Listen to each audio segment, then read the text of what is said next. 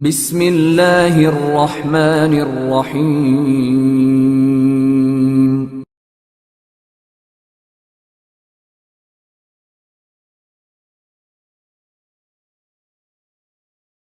Human beings, we like to sort of write stories and scripts and narratives for ourselves. So we write these stories for ourselves in terms of, yes, I have a timeline where I'm going to get married to the handsome prince and have this wonderful sort of education and career and beautiful children and this very kind of like storied existence, right? That's the script that we write for ourselves.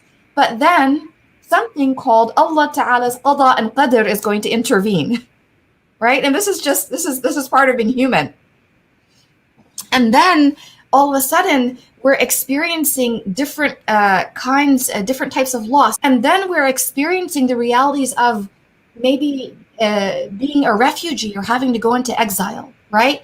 And this is the reality of so many Muslims because of war and conflict and famine, for example.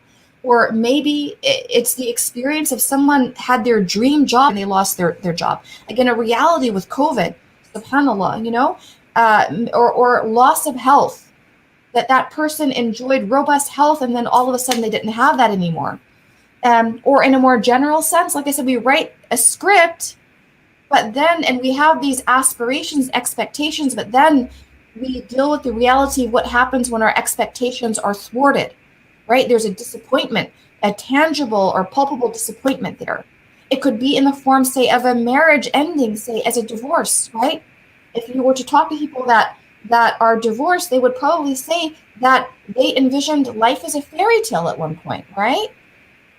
It could be in the form of loss of a pregnancy, and then finally loss of a loved one. And the reason why I'm mentioning this is that one of the things that was very helpful that I learned from the therapist with whom I worked was that he explained to me that we as human beings, even though these appear to be very different forms of loss, i.e., not getting into my dream college, for example, is definitely a far cry from somebody that's lost, for example, a loved one, someone that was close to them, right?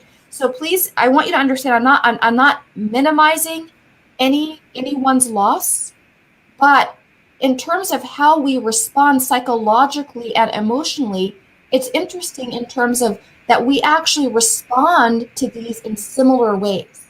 Even though they're quite different, we respond to them in similar ways in the sense of we look at this as this is a form of loss.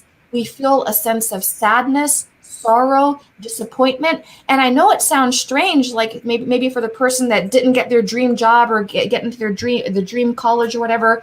However, we actually go into like a sense of mourning over this.